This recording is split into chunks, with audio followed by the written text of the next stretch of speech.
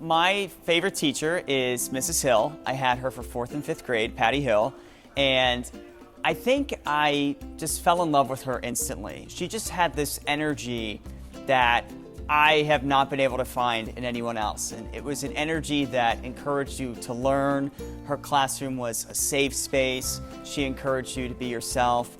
And she just was a really neat and pretty remarkable lady. And we're still friends. We still keep in touch all these years later. And I wouldn't have it any other way. Favorite teacher of all time, Mrs. McQueen. She was my 3rd grade teacher. My dad was in the military, so we were stationed at Spangdahlem Air Force Base in Germany. And I went to Spangdahlem Elementary School. And I remember the first day when she walked in, I was like, oh my gosh, she was like a goddess to me. And she would always bring up 2 students at the end of the day who had been standout students, and we could get a little caramel. And I remember the little wrapper, I could hear the sounds of the wrapper. And I would always work so hard to be sure that I was one of the students that she could bring up at least a couple of times a week. Teacher's pet, maybe, I don't know. But she was just so instrumental in shaping who I am. And I'm going to repeat something that she wrote on my report card. I still remember it all of these years later. She wrote on my report card, "Susan is a delight to have in class, but she is a social butterfly. Please help me clip her wings just a little so that she will talk less and listen more." I still remember what that report card said because it really touched me in a way where I knew I was going to do something in communication. She even told my parents, I know Susan's going to do something with her voice because she loves to storytell. And she unfortunately does it during class time, which is a problem. So I knew then, and she saw this in me, but I loved what she said, help me clip him a little, because let's not take her out of who she is. Let's just help her kind of figure out how to use, those gifts and those talents in a constructive way. So Mrs. McQueen was so instrumental in making sure that I did close my mouth a little and listen more to become a more effective storyteller. So I love her dearly. I still think about her, but I've had other teachers along the way as well, especially in college when we were trying to kind of figure out what we were going to do with our careers. And Dr. Dixon was another one who was just so instrumental in making sure that I did journalism right. So I remember her saying, you can change careers, you can change stations, but you cannot change how people think of you. So keep your integrity strong. Make sure you have good values. Make sure you come from good, you have good stock, and that people find you trustworthy. So there you go. That's all shaping to be my authentic self. That was really hard to pinpoint one. I remember my 1st grade teacher who said, I talked a lot in class, but I think it was the beginning of, hey, maybe I should get paid to just talk to people because I do it so much anyway. But my middle school teachers for teaching me how to just stay focused, because at that age it's really hard. And then in high school, a lot of my math and science teachers, that's kind of where my love of that started to grow. I'd always loved English and speaking and grammar and things like that in speech class, but really gaining or exploring the love of science and math, those things were the most challenging but the most rewarding when you got it. And that's why it's so important to have those really good teachers, because you kind of learn something new along each way. It's all a journey, right? And they're kind of stewards of your journey from a very young age. And I remember it was middle school, so you're kind of, you're growing, you're changing, you're emotional, things like that. And I remember I had a teacher who took the time, because I think a lot of kids can be moody at that age, but she took the time to sit me down and just tell me that I gave a lot to friends and class, and she said, always remember to keep something for yourself, that you're worthy of loyal friendship, you're worthy of love, and you're worthy of the success that you have here in the classroom that you're doing. So remember to stop and appreciate the work that you do in the classroom, and don't get down on yourself too much. And I just thought that was really great and really good advice, and it's something I still remember when she sat me down, like that look in her eye. And to this day, I have to stop and remember, you are a hard worker, you are a good friend, you're a good sister, you're a good daughter, you're a good coworker, and take a moment and to just appreciate that work that you are doing. And I know, I'm hoping that she gets to see this, but her name is Mrs. Hyatt, and she was my art teacher in 4th grade. I know that's a surprise, right? And here's how I remember Mrs. Hyatt. We were doing a project one day. We had to put crayons all over a piece of paper, completely cover the piece of paper with all different colors of crayons, and then painted it black. You remember this art project? And then once it dried, you would go in and you would scrape off the black paint to reveal something. And I remember looking at this and I was so overwhelmed, and I'm thinking, I don't want to make a mistake. So you know what, I just didn't get started. And she was walking around the room and she came by and she's like, what's happening here? And I said, I'm afraid I'm going to make a mistake. And she got right down to my level and she looked me right in the eye and she said, it's art. There are no mistakes in art. It's all about you and your vision. You can't go wrong. Mr. Payne.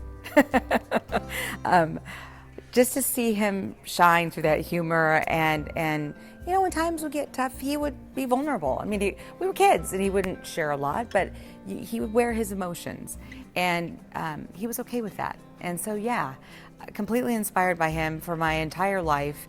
And his wife, Nita, also was a teacher, and she was in the middle school. Bob was in the junior high. Just really, really cool people and inspiring kids all over town. So I think we all wanted to impress them. We wanted them to think we were cool. So yeah, I was pretty lucky to have some good teachers. My favorite teacher was Milas Yost. He taught at Phoenix College for over 2 decades, but before that, he was my music teacher at Fees Middle School in Tempe. So 7th and 8th grade, right? We're 12, 13 years old. And he's introducing us the first time we're hearing Miles Davis and John Coltrane and like the jazz greats, and we just thought he was the coolest man on the planet. We got to listen to great music. Our homework was to listen to KJZZ at night when they played the jazz, and it was awesome. We went from playing Three Blind Mice to playing Night in Tunisia. It was fantastic. It opened a whole new world to hear that kind of music and learn how fun band could be, right? It transformed it from, you know, straight classical type music into like this fun, groovy jazz that we could all, you know, improvise and do whatever we want. That was awesome. And, you know, he not only encouraged us musically, but he encouraged us in our lives, because that's such a vulnerable time in middle school, right, for kids' lives. Things are changing, and he always had our backs. And so the one thing that really made a difference for me with him is I was already in his top band playing saxophone, but my other elective, because you got to choose 2 electives, my other elective was home ec, and I hated it. I was terrible at it, like sewing, cooking, like this is not my jam. And there was a group of much bigger and stronger girls in that class that were, you know, kind of picking on me. So I was miserable in that class. And we weren't allowed to have band for 2 electives, but I talked to Mr. Yost and he made that happen for me. So I got to stay in the top band and play the saxophone, and then he brought me into like his intermediate band, and I learned to play the baritone. And it was in that class that we played a suite of music called Clouds, and it had different pieces in the suite, different movements, and one was Stratus, and that piece was very long and smooth sounding. And then there was one called Cumulonimbus, and that one had a lot of percussion and banging around. And so I just remember sitting there thinking, like, why did the composer want these movements to sound that way? What is it about the Stratus Cloud that makes this piece, or the composer composed this piece to be so like long and smooth and flowing? And what is it about the cumulonimbus clouds that lead itself to a big percussive type piece? And so that kind of piqued my interest, my first real interest in learning more about clouds, finding out why the music sounded this way. And then that kind of opened the door for a bigger interest in weather that brought me here. Social studies / Western civilization teacher when I was in high school, who was wonderful because she not only taught history, she taught human emotion. She taught history by talking about the motivations of the kings and queens and rulers and why they would want to invade another country and what they got out of it and the human drama behind it. Instead of memorizing facts and years and dates and years, she told the story of people. And in a way, it's part of the reason I got into this business, to tell stories about people, and she's the one who really paved the way for that. Sister Agnes in 4th grade, and it's a lesson that I teach my kids as well, and it just sticks out, so it's what I want to talk about. But it involves greed, and an early lesson in how greed is not good. And this teacher would, I can't remember the subject she was teaching, but anytime you got a right answer, she would open this drawer and it was a candy bag and you were able to get a piece of candy. Well, I answered the question right, I came back to her. Now, while she was doing this, she was also teaching the class. So she opened the bag and she's teaching the class and all, so I see an opportunity to take 2. You got 1. So I'm in here, she's talking, and I'm reaching for the 2, and I feel, boom, this thing on my wrist. And she grabs it and says, 1. And I said, I couldn't believe, well, it's 1. We all knew teachers had eyes in the back of their heads. They do. And in this case, it kind of taught me that greed is not good and it can be painful at times. And that's a lesson that I've told my kids as well. I have so many favorite teachers, it would be hard to narrow one down, but I really remember how many women I had who taught me, and now I realize that was such a great role model for being a working mom.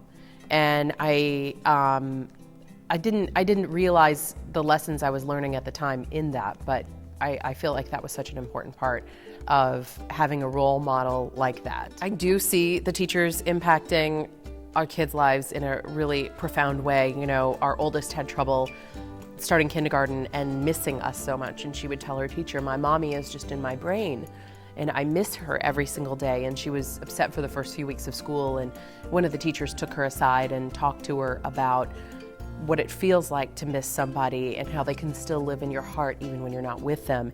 And she shared some really personal stories with our 5-year-old, and I just felt like that was such a help in a growth lesson and a life lesson for our daughters. So I'm so appreciative for that conversation that they had, because after that she felt comfortable at school. She felt that her teacher understood her, she felt listened to, she felt heard. One was my 5th grade teacher, Mr. Wilson, and Mr. Wilson was a little bit different in that he was more fun and very passionate and didn't always follow all the rules. Sometimes if we weren't paying attention at all, he'd literally take the whole class and run us out to the playground and said, run around for 10 minutes and then get back in here so that we can do this. And all the other classes are looking at us like, how come they get to go, how come they get an extra recess for 10 minutes and we don't? But it was effective because I never worked as hard for a teacher. I never did things and accomplished things for a teacher that I never thought I could do. I never learned more with a teacher. And I think when we have those kinds of people, kind, caring, intelligent, and passionate individuals in the classroom, it can really make a difference. I had a teacher in high school who was my mass communications teacher. She was passionate about what she did, and she's one of the people that is the reason I'm doing what I'm doing today. And I also had a professor in college who was the same thing. When I doubted my own ability, my own future in the business or my own future in journalism, he said, you've got everything that it takes and all the tools and you'll be a success, just keep working hard. And when somebody who is experienced, when somebody who's done this for a living looks you in the eye and says, you can do this, it makes an enormous difference. And I think just inspiring kids to be able to have confidence in themselves and know that there's a path forward for them and that there's a real future for them. I think that's one of the biggest differences that teachers make.